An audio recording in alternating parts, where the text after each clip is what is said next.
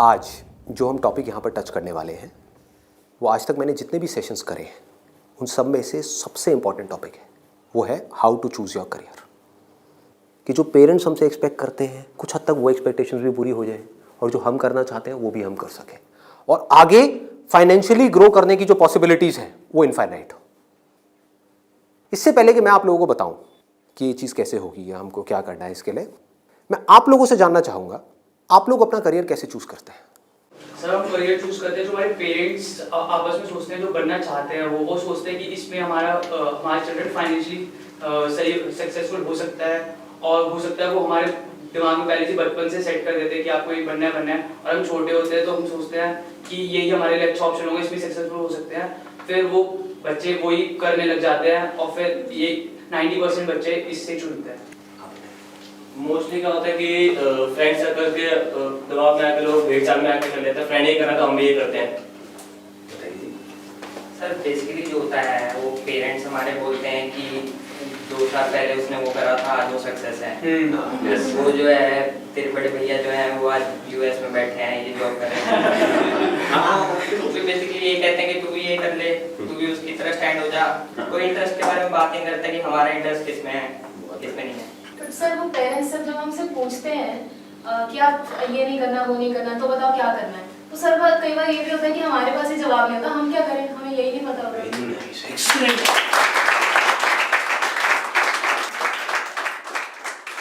इसमें गलती पेरेंट्स की भी नहीं है। जैसे मैं आपको बोलता हूँ कॉमर्स, कुछ लिमिटेड ऑप्शंस माइंड में आते हैं। क्या आते हैं? सीए आता है और बीकॉम आता है और बीबीए आता है, एमबीए आता है, सीएफए आता है और कोई ऑप्शन आता है? आता ही नहीं है। तो ध्यान से देखो क्या हो रहा है। हम सब बच्चों की सोच एक जैसी है, सब पेरेंट्स की सोच एक जैसी है। तो ये पेरेंट्स की सोच किसने बनाई? क्या उनकी गलती है? इस पूरी की पूरी सोसाइटी ने मिलकर बनाई। पेरेंट्स की सोच बनी और पेरेंट्स से बचपन से आज तक जो उन्होंने सुना देखा करा वहां से आपकी सोच बनी आपके पेरेंट्स से। तो अल्टीमेटली आप में और आपके पेरेंट्स में कोई फर्क नहीं है, उनको ब्लेम मत करो। आपकी सोच भी उनके जैसी ही है। अगर नहीं है तो बताओ कोई और ऑप्शंस। नहीं आते ना माइंड में? साइंस में बोलता हूं, साइंस बैकग्राउंड, क्या ऑप्शंस आते हैं माइंड में? इंजीनियरिंग। इंजीनियरिंग में भी क्या आता है? जैसे इंजीनियरिंग वर्ड आता है क्या आता है माइंड में? आईआईटी आता है। ठीक है। मेडिकल में क्या आता है? एमबीबीएस, सर्जन्स और कुछ? नो सर, बस यही है। देखो हमारी सोच कितनी लिमिटेड हो गई है। माइंड में कुछ आता ही नहीं है तो करेंगे कैसे? आपके माइंड में कुछ आएगा तभी तो वो चीज होगी। अगर माइंड में हिमालय नाम का पहाड़ होगा तभी तो उस पर चढ़ोगे। माइंड में हिमालय है ही नहीं तो कैसे चढ़ोगे? वहां तक जाना तो बहुत दूर की बात है। क्या करोगे? तो क्या होगा आपके साथ में? वही जो उन सब लोगों के साथ में हो रहा है जिनकी सोच ऐसी है। अपने आसपास में देख लो क्या हो रहा है उन लोगों के साथ में। अगर हम चाहते हैं हमारे साथ में कुछ अलग हो तो हमें क्या करना पड़ेगा? अपनी सोच को तोड़ना पड़ेगा। सबसे पहले समझेंगे कि एग्जैक्टली हो क्या रहा है, फिर ये देखेंगे कि हम क्या कर सकते हैं और क्या करना है। इसको आप पीछे सर्कुलेट कर दीजिए।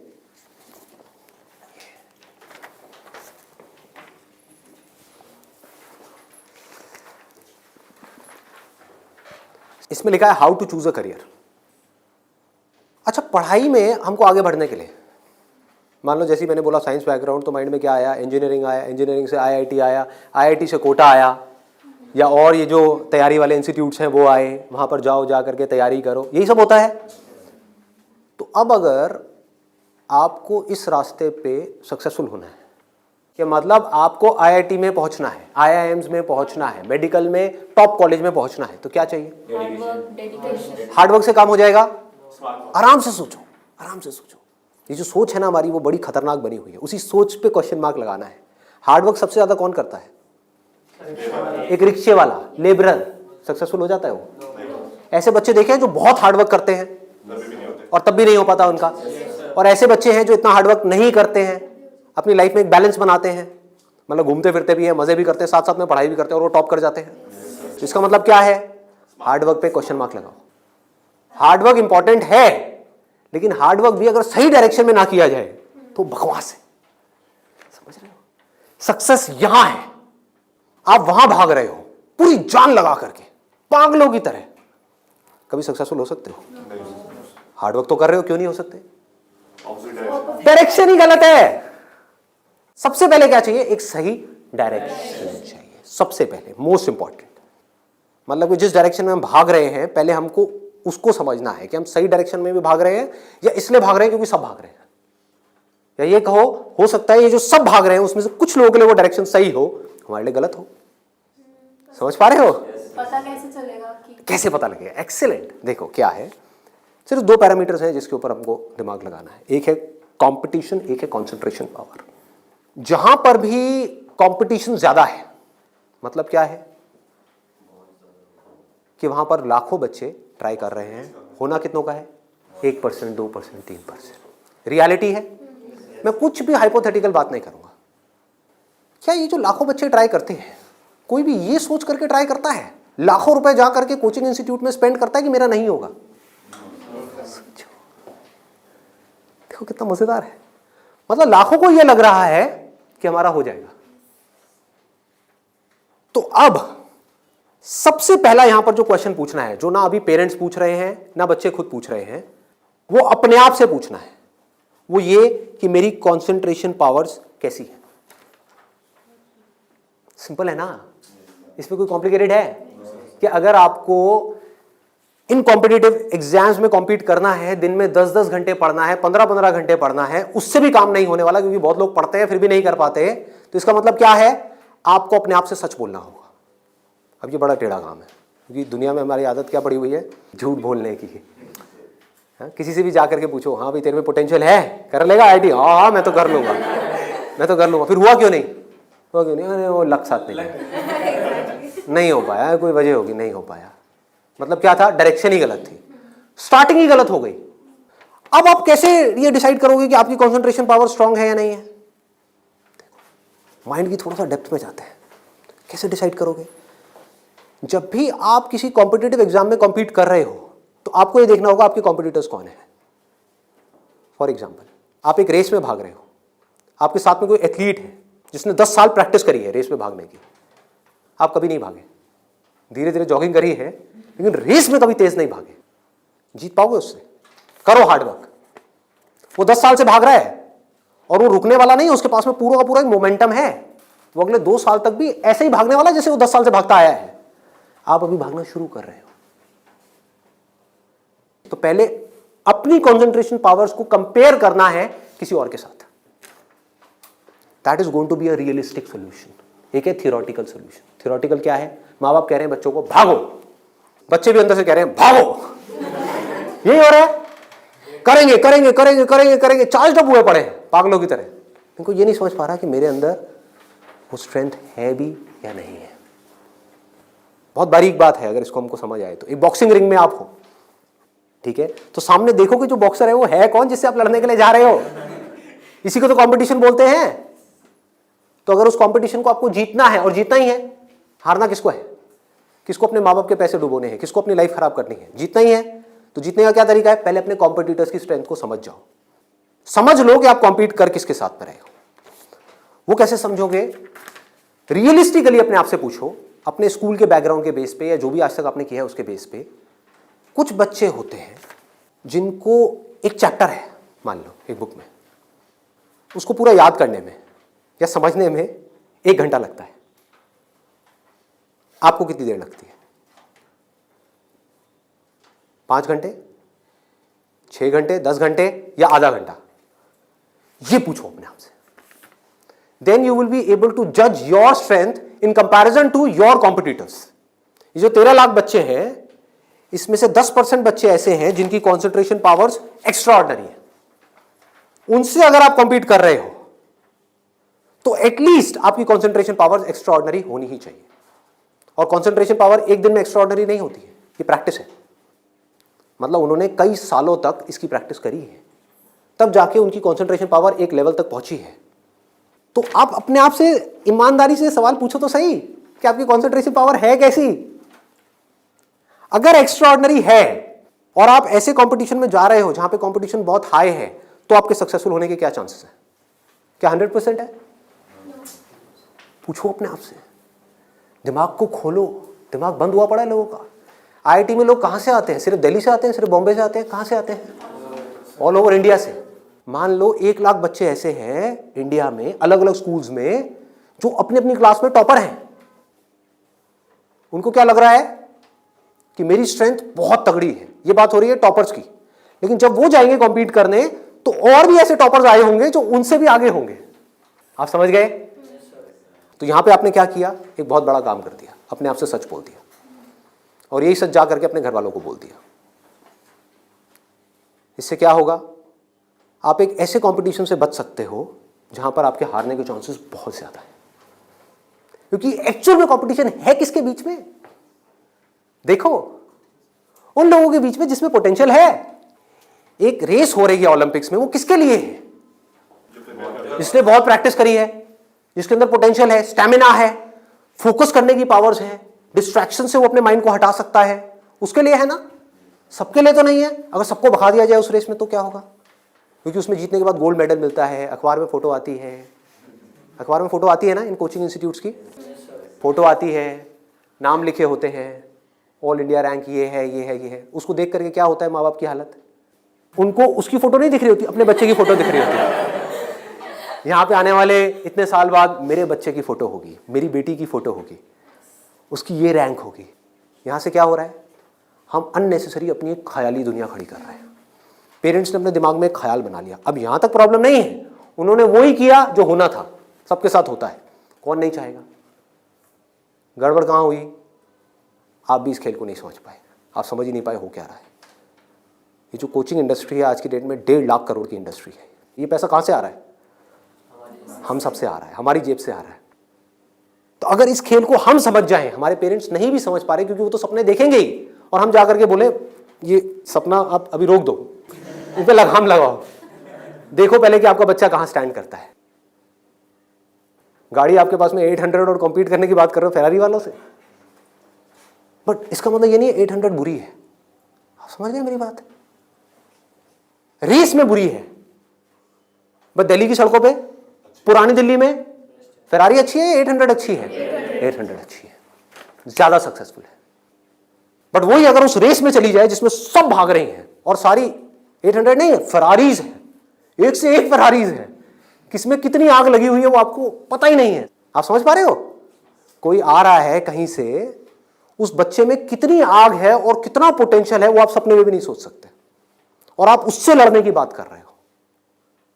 किस बेस पे? क्योंकि मेरे घर वालों ने ये सपना देखा है और मुझे सपने को सच करना है। पोटेंशियल है या नहीं है?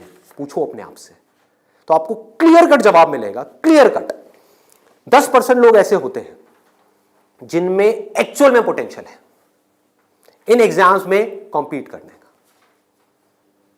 तो if you are there in that top 10% category, तो अब आपका हार्डवर्क यहां पे काम आने वाला है। Depending upon your hard work, बशर्ते आपके अंदर पोटेंशियल हो। फॉर एग्जाम्पल फेरारीज की रेस हो रही है, उसमें आपने पूरी जान लगा दी, एक सेकंड के लिए भी डिस्ट्रैक्ट नहीं हुए। ठीक है, डिस्ट्रैक्ट होने में 1 सेकंड लगता है। डिस्ट्रैक्शंस वाला मेरा सेशन है पावर ऑफ फोकस, वो देखा होगा आप लोगों ने। बहुत तरह की डिस्ट्रैक्शंस है। मान लो आप हो तो फेरारी, लेकिन डिस्ट्रैक्ट हो गए, रुक गए, रेस यहां हो रही है, आप यहां चले गए, आउट है कि नहीं? तो आपको पूरी तरह से फोकस्ड रहना पड़ेगा, हार्डवर्क करना होगा, डेडिकेशन चाहिए, डिजायर चाहिए, सब कुछ चाहिए। लेकिन सबसे पहले क्या चाहिए? इंजन में दम होना चाहिए, अंदर वो पोटेंशियल होना चाहिए, एक्स्ट्रा ऑर्डिनरी कॉन्सेंट्रेशन पावर्स होनी चाहिए। ये बात हमको समझ क्यों नहीं आ रही है? अब क्यों चाहिए कॉन्सेंट्रेशन पावर्स? कभी सोचा है? 2 तरह के काम है इस दुनिया में, एक वो जिसमें हमारा इंटरेस्ट है, दूसरा वो जिसमें इंटरेस्ट नहीं है। जहां इंटरेस्ट नहीं है वहां पर कॉन्सेंट्रेशन पावर्स का स्ट्रांग होना बहुत जरूरी है, जहां है वहां पर नहीं है, क्योंकि वहां तो ध्यान लग जाता है। वीडियो गेम खेलने के लिए कॉन्सेंट्रेशन पावर चाहिए क्या? क्यों? क्यों? इंटरेस्ट है तो वहां पर कॉन्सेंट्रेशन हो जाता है, खेलने में कॉन्सेंट्रेशन हो जाता है, और बहुत सारी चीजों में कॉन्सेंट्रेशन हो जाता है। पढ़ाई में हमें कॉन्सेंट्रेट करना पड़ता है और चाहिए ही चाहिए, क्योंकि पढ़ाई में 99.99% लोगों का इंटरेस्ट नहीं होता, तो कैसे पढ़ाई में क्रैक कर पाएंगे? तब जब अपने ध्यान को ऐसी जगह पे रोकना आता हो जहां पे हमारा इंटरेस्ट नहीं है। और ऐसी स्ट्रेंथ कितने लोगों में होती है? सच सच बताना आज, मतलब ईमानदारी से, आप में से कितने हैं यहां पर जो आप क्लेम कर सकते हो कि मेरी जो कॉन्सेंट्रेशन पावर्स हैं वो एक्स्ट्राऑर्डिनरी है? ऑनेस्टली आपकी है, let's give a big hand for it. हम सब में से सिर्फ एक की, और ट्राई कौन करते हैं? सब करते हैं। मेजॉरिटी ऑफ पीपल, सब तो नहीं कह सकते, मेजॉरिटी ऑफ पीपल करते हैं। है ना खतरनाक खेल। और एक बहुत बड़ी चीज हुई है अभी यहां पर, आप में से सिर्फ एक ने अपना हाथ उठाया, बाकी ने नहीं उठाया। इसका मतलब आपने क्या किया? सच बोल दिया, एक्सेप्ट कर लिया। अगर अपने घर पे भी एक्सेप्ट कर लो तो क्या होगा? खेल शुरू होने से पहले ही खत्म हो जाएगा। अगर ये मेजॉरिटी ऑफ बच्चों को समझ आ जाए, इंडिया में लाखों बच्चे मेरी वीडियोस देखते हैं, उनको ये समझ आ जाए और वो अपने आप से सच बोल दें, अपना हाथ ऊपर ना करें, अपने घर पे जाकर के बोल दें मेरी कंसंट्रेशन पावर एक्स्ट्रा ऑर्डिनरी नहीं है। हाँ, मेरी क्लास में कुछ 4 बच्चे हैं, उनकी है, वो भी कॉम्पीट करने जा रहे हैं, उनको करने दो। मुझे नहीं लगता कि मैं जीत पाऊंगा इस खेल में। हाँ, कुछ और ऐसे खेल हैं जहां पर मैं फाड़ दूंगा, तो क्या होगा? अब क्या आपके पेरेंट्स भेजेंगे आपको? पहले ही बोल दो, आपने भेजना है भेज दो, लेकिन आपका पैसा डूबेगा। 5 लाख डुबोने हैं, डुबो दो। भेजना है भेज दो, मुझे पता है मेरा नहीं हो पाएगा। ये झूठ है, ये नेगेटिव थिंकिंग है, या ये रियलिस्टिक थिंकिंग है? समझो, realistic thinking, that is the biggest thing जो हमको समझना है। पॉजिटिव थिंकिंग का लोग मतलब क्या निकालते हैं कि मेरे पास में मारुति 800 है और मैं ये एक्सेप्ट ही ना करूं कि मेरे पास में मारुति 800 है, मैं अपना एक ख्याल बना लूं कि मेरे पास में फेरारी है और जाकर के कॉम्पीट करूं ऐसे लोगों के साथ में जिनके पास में एक्चुअल में फेरारी है। फर्क पता लग रहा है? और ऊपर से अपने आप को पॉजिटिवली अंदर से मोटिवेट करता रहा हूं। घर वाले भी मुझे रोज फोन करके, नहीं बेटा तू कर सकता है, कर सकता है, कर सकता। रियलिटी को देखो ही ना, अपनी स्ट्रेंथ को देखो ही ना, अपनी आंखें बंद कर लो, सच बोलो अपने आप से। जीत सकते हो तो लड़ो, नहीं जीत सकते तो कोई ऐसी जगह पे जाओ जहां पे आप जीत सकते हो, या बेटर स्टिल जहां पे कोई कंपटीशन ही ना हो। आगे बढ़ते हैं। दूसरा क्या है? ये तो हो गई पहली कैटेगरी, एक्स्ट्रा ऑर्डिनरी, जो यहां पर अभी कोई भी नहीं मिला, सिर्फ एक मिला है। दूसरा है ऑर्डिनरी। 90% लोग एक क्लास में, 90% स्टूडेंट्स इंडिया में वो इस सेगमेंट में आते हैं। अब मजे की बात क्या है, ये जो कोचिंग इंस्टीट्यूट्स हैं, इनकी दुकानें कैसे बच्चों से चल रही है? ऐसे बच्चों से। कुछ रोल मॉडल्स दिखा करके, देखो हमारे इंस्टीट्यूट से ये है, उन्होंने ये कर दिया, जनता को लेकर के आएंगे, जितनी ज्यादा भीड़ आ जाए उतना अच्छा। तो इस पूरी प्रॉब्लम को अगर सॉल्व करना है तो कौन करेगा? एक स्टूडेंट ही कर सकता है। आप चाहो तो स्टैंड ले सकते हो। स्टैंड मतलब क्या? सच बोल दो। ऑर्डिनरी लोग 90% ये कहां जा रहे हैं? हाईली कॉम्पिटिटिव फील्ड्स में जा रहे हैं। क्यों जा रहे हैं? क्योंकि सब जा रहे हैं, क्योंकि उन्हें लग रहा है कि मेरा हो जाएगा। मैं ये नहीं कह रहा कि अगर आप ऑर्डिनरी हो और एक हाई कॉम्पिटिशन वाली फील्ड में जा रहे हो तो आपका नहीं होगा। I am not saying that the possibility is 0%, I am saying possibility is 1%। Genuine है वो भी तब है अगर आप मेहनत करो तो। अगर वहां जाकर के मेहनत ही ना करो तब तो बिल्कुल नहीं होगा। अगर आप बहुत मेहनत करो तो 1%। क्योंकि मैं हिम्मत नहीं तोड़ूंगा ऐसे लोगों की। लाखों ऐसे स्टूडेंट्स हैं जो आज की डेट में ऐसा कर रहे हैं, बट ये वीडियो मैं सिर्फ अभी करंट सिचुएशन के लिए नहीं बना रहा, मैं आगे तक देख रहा हूँ। आने वाले 20 साल, 50 साल, 100 साल आगे तक देख करके चल रहा हूँ कि इंडिया की प्रॉब्लम्स का अगर हमको सोल्यूशन निकालना है, अनएम्प्लॉयमेंट का सोल्यूशन निकालना है, डिप्रेशन का सोल्यूशन निकालना है, तो वो सोल्यूशन क्या है?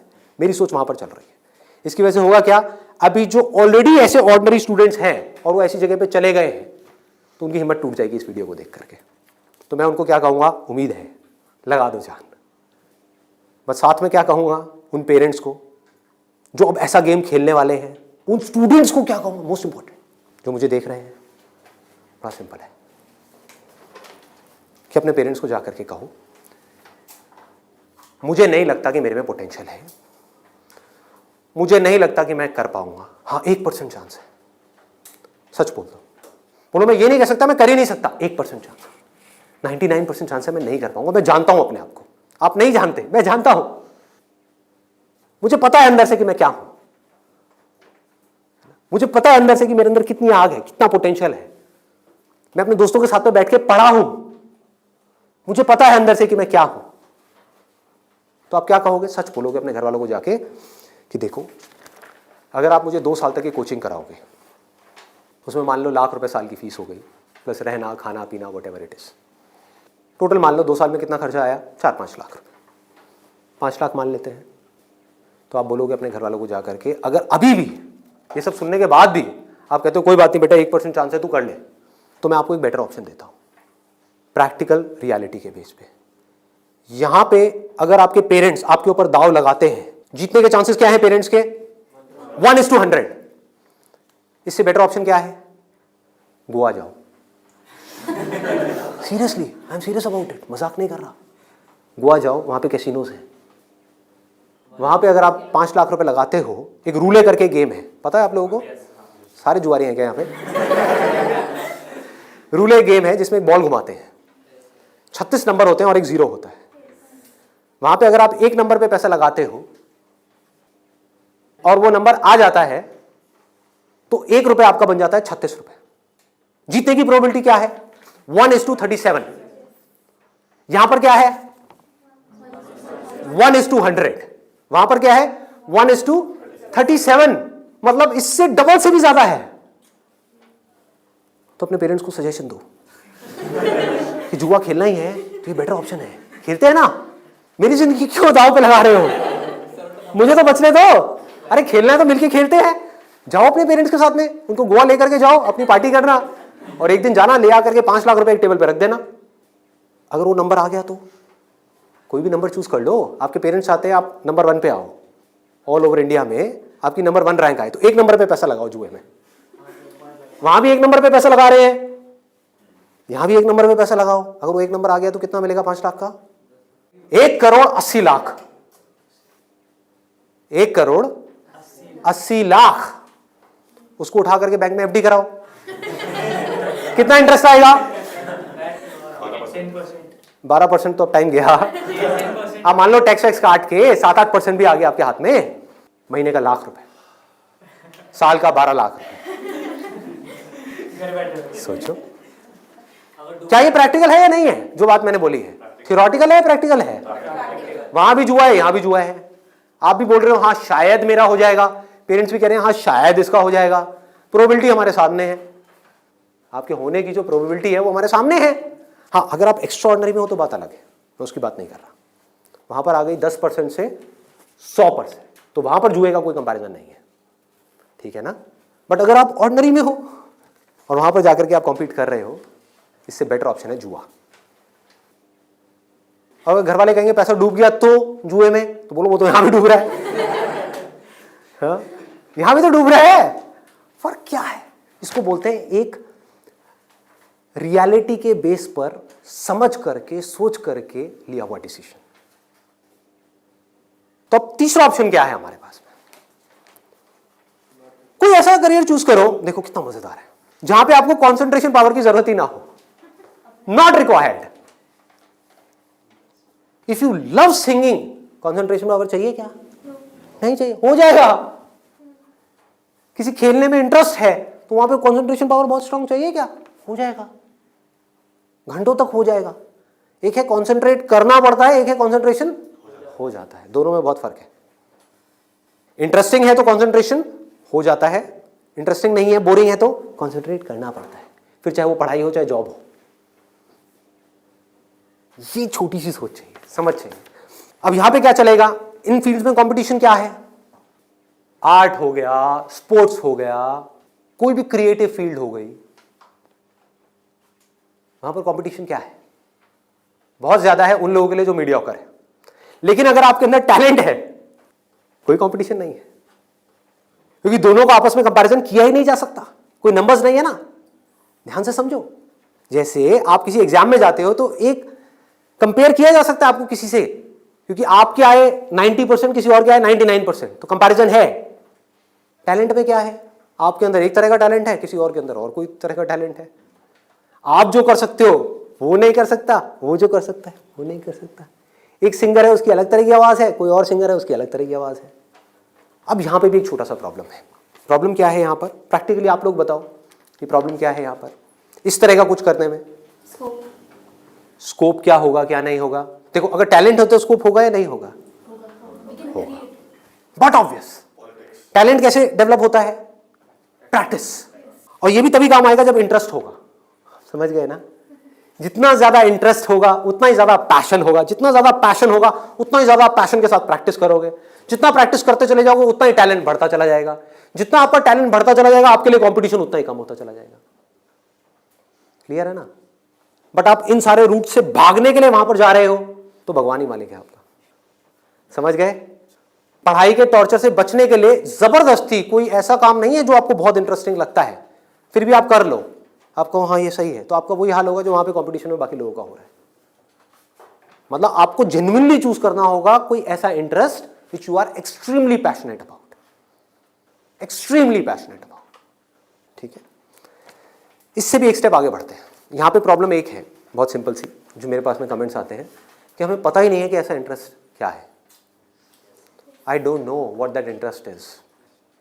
मेरे लिए ऐसा कोई इंटरेस्ट नहीं है, कोई ऐसा टैलेंट नहीं है, कोई ऐसी स्किल नहीं है जो मैं कह सकूं कि हाँ इसके बेस पे मैं अपनी पूरी लाइफ स्टेक पे लगा सकता हूं। उनके लिए क्या सोल्यूशन है? आपके घर वाले चाहते हैं आपको डिग्री मिले, आप चाहते हो कुछ अपना करना, फाइनेंशियली भी सक्सेसफुल हो जाओ, तो उसका ऑप्शन क्या है? ये रहा। यानी कि आप बहुत ज्यादा टफ एग्जाम्स को क्रैक नहीं कर सकते, बहुत ज्यादा टफ पढ़ाई नहीं कर सकते, लेकिन आप पढ़ सकते हो। तो आप एक ऐसी फील्ड चूज करते हो जहां पे कंपटीशन लो है, जहां पे कंपटीशन कम है, और अगर वहां पर आप स्मार्ट वर्क करने लग जाओ तो आपके जीतने के जो चांसेस हैं, सक्सेसफुल होने के चांसेस हैं, that starts from 10% and goes up to 100%, as good as उन लोगों के कंपैरिजन में जो यहां पर टॉप पर है। और यहां पर कोई लिमिट नहीं है कि हम क्या कर सकते हैं। स्मार्ट वर्क को मैंने नीचे डिफाइन भी किया हुआ है कि what does smart work mean. It means developing your understanding, that is smart work. जो काम आप कर रहे हो उसकी समझ अगर आपको है कि आप क्या कर रहे हो, क्यों कर रहे हो, कैसे कर रहे हो, तो आप स्मार्ट वर्क कर रहे हो। समझ नहीं है बस कर रहे हो तो आप हार्ड वर्क कर रहे हो। अब इसमें मैं आपको एक प्रैक्टिकल एग्जांपल देने वाला हूं।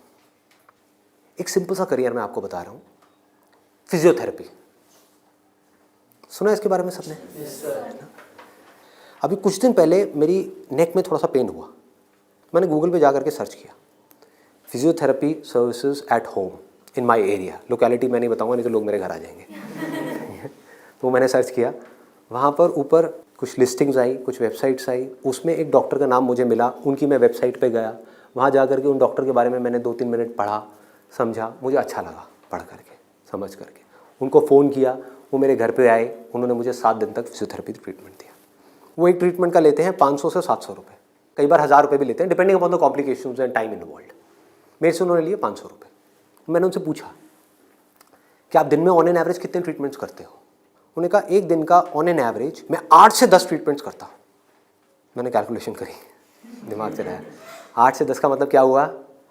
4 से 5,000 रुपये एक दिन का, एक महीने का नहीं, एक दिन का। कितना हो गया एक महीने का? लाख से 1.25 लाख रुपए।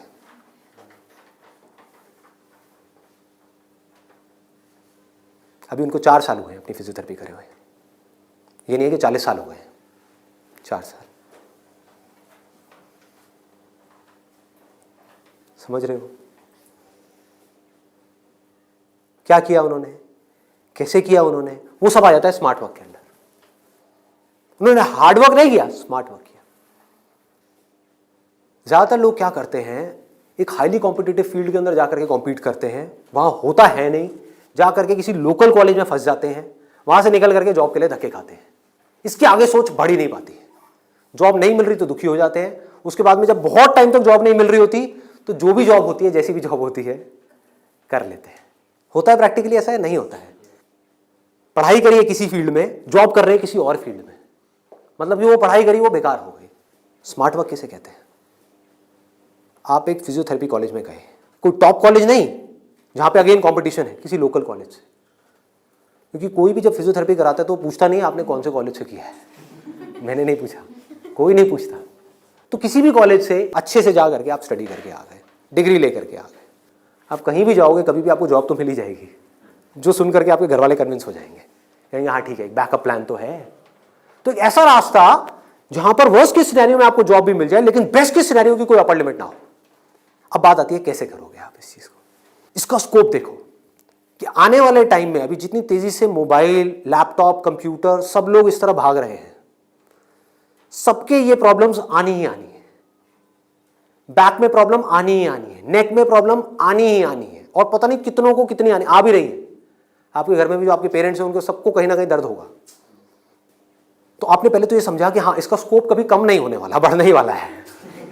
ठीक है, इसमें कंपटीशन भी बढ़ेगा जब स्कोप ज्यादा है तो, लेकिन किन लोगों के लिए बढ़ेगा?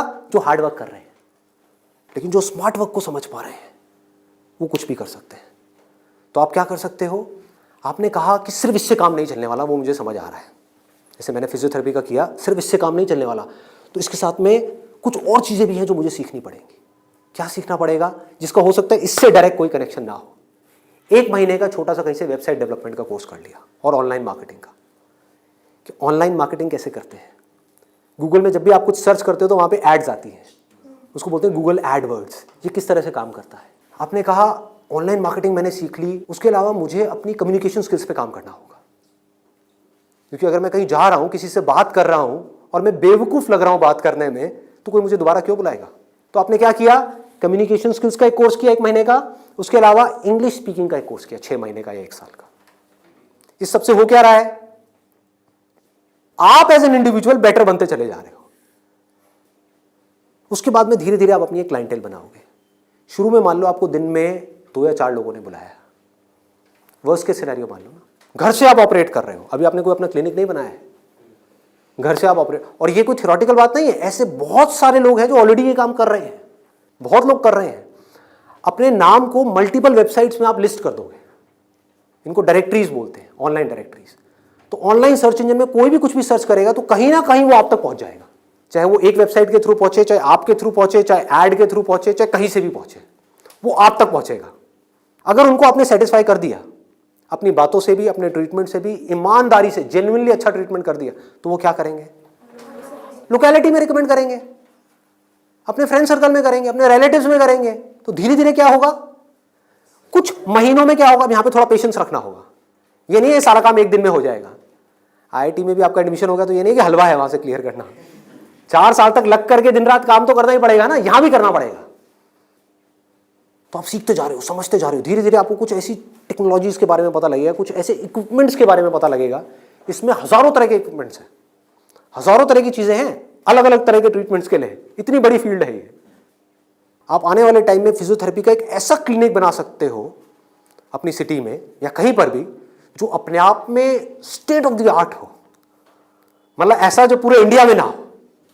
और क्लिनिक आप ऐसे करते करते धीरे धीरे, अभी 1 दिन में या 2 दिन में नहीं होगा, मान लो 5 साल में होगा, 10 साल में होगा, 20 साल में होगा। क्लिनिक कितना बड़ा हो सकता है, कितने क्लिनिक्स हो सकते हैं, क्या क्या हो सकता है, कोई लिमिट नहीं। अगर कुछ लोग जो मेरी इन बातों को समझ पाए, जो बातें मैं कर रहा हूं, और कुछ ऐसी डायरेक्शन में जा पाए सेंसिबल तरीके से, smartly, not by doing a lot of hard work but by doing smart work, तेजी से आगे बढ़ पाए, तो आने वाले टाइम में यही वो लोग होंगे जो आने वाले टाइम में लोगों के लिए जॉब अपॉर्चुनिटीज क्रिएट करेंगे। अंदर से एक ये फीलिंग होनी चाहिए कि मुझे लोगों की प्रॉब्लम्स को सॉल्व करना है। अगर मैं कर पाया तो मेरी प्रॉब्लम्स तो सारी अपने आप सॉल्व हो जाएंगी, वो लोग करेंगे ना। अगर आपने किसी के दर्द का इलाज कर दिया तो वो आदमी आपको पता है क्या कहेगा? बताओ आपको क्या चाहिए।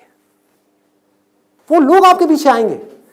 आपने उनको बोल दिया ना, नहीं मैं आज आपका ट्रीटमेंट नहीं कर रहा, नहीं डॉक्टर साहब आप बताओ कब आओ। मतलब कि अपने आप को अंदर से स्ट्रांग बना लो तो दुनिया भागती हुई आपके पास आएगी। ये एक रास्ता है। एक है अंदर से तो स्ट्रांग बनो मत और दुनिया के पीछे भागते रहो। भैया मेरा कुछ हो सकता है, भैया मेरा कुछ हो सकता है, भैया कहीं लगवा दो, जॉब लगवा दो, भैया ये भैया वो भैया वो। अरे काहे का भैया, समझे? ये एटीट्यूड चाहिए। डंके की चोट पे आप काम करो। मैंने लाइफ में जो भी काम किया है बिल्कुल एटीट्यूड के साथ किया है। ये मैं कर रहा हूं, आपको चाहिए तो लो, नहीं चाहिए तो आगे बढ़ो। Does not make any difference to me, क्योंकि मैं जो कर रहा हूं आई बिलीव इन इट। मैं कोई भीख नहीं मांग रहा हूं आपसे। और बहुत सारे लोग होते थे जिनको मैं मना कर देता था, जब मैं नहीं कर रहा तुम्हारा शूट, और वो जा करके 4 लोगों को पकड़ के ले आते थे, ये बंदा जेन्युइन है, इसमें दम है ना बोलने का। वो दम कहां से आता है? सोच से आता है। सोच को खोलो, बंद करके इसमें मत रहो, फाड़ दो।